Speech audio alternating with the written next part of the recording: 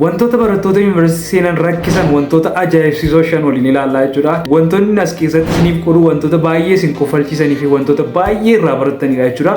Eegaatiin freeshii taatanii gara yuunivarsiitii gaafa dhuftan wantoota hedduutti haaraa taatu, gibbiitti haaraa taatu, namatti haaraa taatu, barumsatti haaraa taatu, wantoota chaalenjii isin godhan wantoota hedduutu jiru. Mudannoo koo dabalateeti jechuudha kan isiniif qoodu. Chaanalii kiyya kanaaf haaraa yoo taatan viidiyoo kana asumaan like subscribe gochuun akkana jajjabeessitan isin gaafadha. Isin sekendii tokko fayyadamtanii viidiyoo kana like subscribe yeroo gootan anaa familii guddaa naaf kennaa isinitti garuu waan hir'isu tokko hin qabu jechuudha.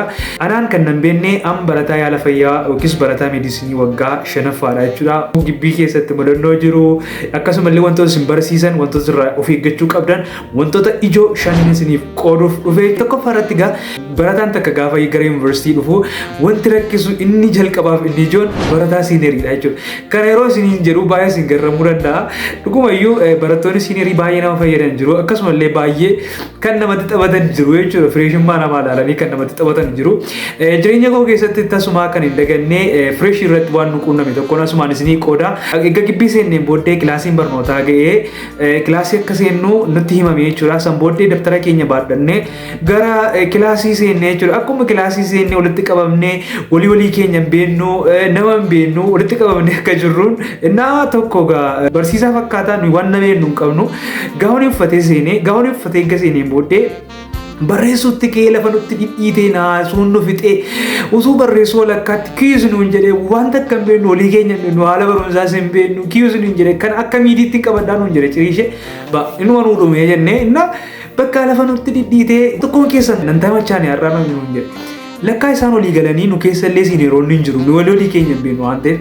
Innaa san booddee blackboard walakkaan ga'ees barreessaa jedheen barreessina waan isaas nuun galu. San booddee waan baay'ee sin dhibee sin hin dhibne walakkaa irra ga'ee haalli keessan irraa wanta akkanatti hin tolle guyyaa biraa haala adda ta'een barachuu qabna. Har'a wanta akkanatti hin tolle kanaaf riippii filachuu qabdu. Riippii hanga 3tti filachuu qabdu nuun jedhee affarmatiivii maal waan jiruuf shamarran kan filattanii haala isaanii irratti yoo ilaalle yoo isaan ta'uu jiran booddee jijjiirrattu madaamii nuun jedhee san booddee riippii filannaa irratti gaa walii keenya waan hin bebbeenneef zimennee taa'utti kaane nuti. Innaa nu keessaa tokko harka baasee isheen sun haa taatu jedhe. Bareedduu jirtu tokko quba qabee isheen sun nuuf haa taatu jedhee innaa san booddee shiriippii lammaffaa jedhee ammas tokkos gama harka kaasee isheen sun nuuf haa taatu jedhee ammas tokko sadaffaa irratti gara fuulduraan harka kaasee isheen kun nuuf haa taatu jedhee gaa zimennee dhaggeeffanne gaanuu waan goonus waan dubbannus hin qabnu. San booddee gaa bilbila wal jijjiiranii utuu kanaan jirru nu keessa barattoonni 3 maastarii iyyamadanii gadi ba'anii baay'ee ajaa'ibsiifanne har'uma dhufee har'a akkamittiin iyyamadee akkamitti daffaree iyyamadee gabbaasee jennee baay'ee ajaa'ibsiifachaa turre. Lakkaa isaan warri nu keessa ture warri nama filaa ture sun siineerootuma isaanii bilbila waan barbaadan kaayyoo isaanii galmaan gaataniiti kan ba'anii. Inni siineeriin inni barsiisu sun guyyaa irraa kan waliin baranne kana fakkaata guyyaa biraa waliin barannaa jedhaan agaan turaa jedhee sokkee nuyi barumsa xumurreerrannee gadi baanee deemnee jechuudha. Hin beeknu siineeriin inni sirriin yoo booddee nu feerate iyyuu waan beeknu hin qabnu gallee baay'ee ajaa'ibsiifachaa turre. Lakkaa gaafa qorannu warra siineerota keenya muudii kana nutti qabatee waan hin dagatamnedha. Gibbii keessatti waan baratamaadha kuni muudii qabatu jechuudha barattoota fireeshii irratti.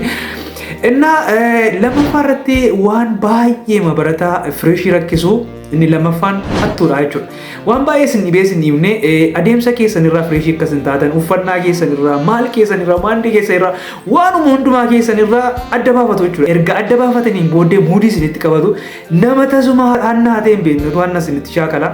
Keessumaa galgala gaafa deemtan haa ta'u doormii keessatti haa ta'u bakka akkaataan taaneen nama hanna hatee hin beeknetu hanna namatti shaakalaa jechuudha. Kanaaf warreen kanarraa of eeggachuu qabdu. Adeemsa keessan sirreeffachuu barataa siineerii wajjin hanga mooraa bartanitti barataa siineerii wajjin osoo deemtanii baay'ee filatamaadha jechuudha. Inni sadaffaan barataa yuunivarsiitii barataa fireeshii baay'ee rakkisu inni sadaffaan propagaandaadha jechuudha. Propagaandaa jechuun keessattuu gaafa fatanaan dhiyaatu fatanaan gaafa ga'u jechuudha.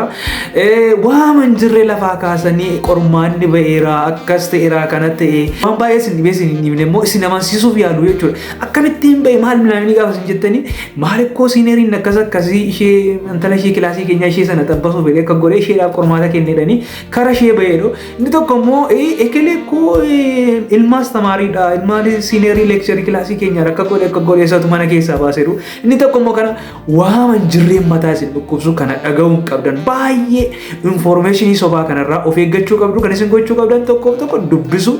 Yeroon informationii jiru yoo jiraate yeroon funaannachuu yeroon isin jiru informationii kanneen akka waraqaa qormaataa bara darbee minaamin adda addaa daaftanii osoo qormaan hin gahin torban tokko dura hojjettanii fixuu qabdu jechuudha. Qophaa'uu qabdu yoo isin tulfaatillee hiriyoota keessanii wajjin wal taatanii hojjechuu qabdu jechuudha.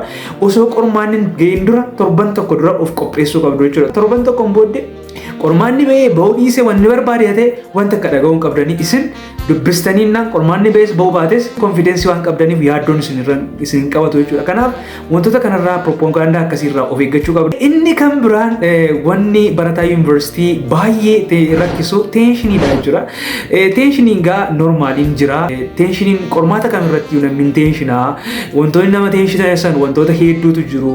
Waa'ee dipaartimentii yaaddu, waa'ee qabxii hojjechuu yaaddu, waa'ee biyyaa waa'ee maatii yaaddu waan hedduu jira gaa wantoota isin tenshineessanii. Egaa tenshiniin normaaliidha. Garuu tenshiniirraa firii ta'uudhaaf wanni isin gochuu qabdan spiritual life keessan baay'ee develop gochuu qabdu. Yeroon isin jedhu amantii jirtan keessatti baay'ee jabaachuu qabdu jechuudha. Haala adda addaan namni tenshina'uu danda'a. Haala maatii biyyaa haa ta'u wantoota hedduutu jiru. Wantoota kanarraa gaa iddoo itti aara galfatanii mana amantaadha jechuudha. Gara uumaa keessan kadhachuu, waaqayyoo keessan kadhachuu, amantaa keessa jirtanii kadhattanii of tasgabbeessuu yaaluu qabdu jechuudha. Wantoota isin tenshineessan irraa fagaachuu qabdu. Hiriyaa isin tenshineessan irraa fagaachuu qabdu. Waan isin tenshineessan irraa of fagaachuu qabdu jechuudha. Yoo tenshinii keessa galtan dubbistanii iyyuu qormaata hojjechuu hin dandeessanii baay'ee tokko miidhamoo taatu ofii keessan of jibbitu jechuudha. Kanaaf tenshiniirraa of eeggachuu qabdu.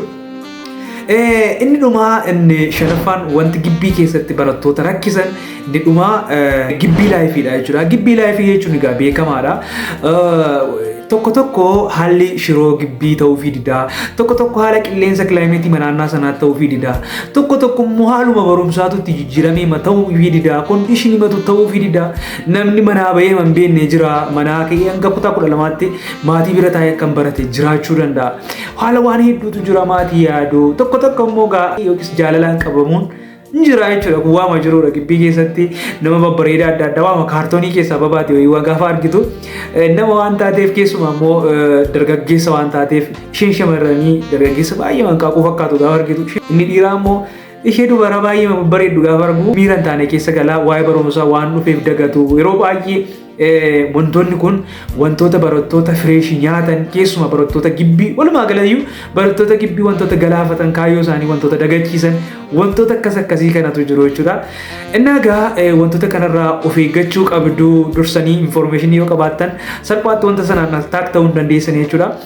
Kanaaf egaa amma subscribe gootanii like gootanii commentii keessatti immoo yaada keessan dhabeessaa commentii keessatti isiniin eega yaada keessan dhabeessisaa viidiyoowwan akkasii irratti nuuf hojjedhu yoo naan jettan isiniif hin hojjedhaa yaada keessan commentii keessatti dhabeessisuun dagatina viidiyoo kanallee akkasumallee hiriyoota keessaniif share gochuun akkana jajjabeessitan ammallee irra deddeebi'ee isin gaafadha waan wajjiniin turtaniif guddaa galatoomaa kanaaf guyyaa irraaf isiniif qabadde kana dhufe kana fakkaata guyyaa biraa viidiyoo biraan hanga walitti deebinutti nagaa waaqayyoon nuuf tura galatooma.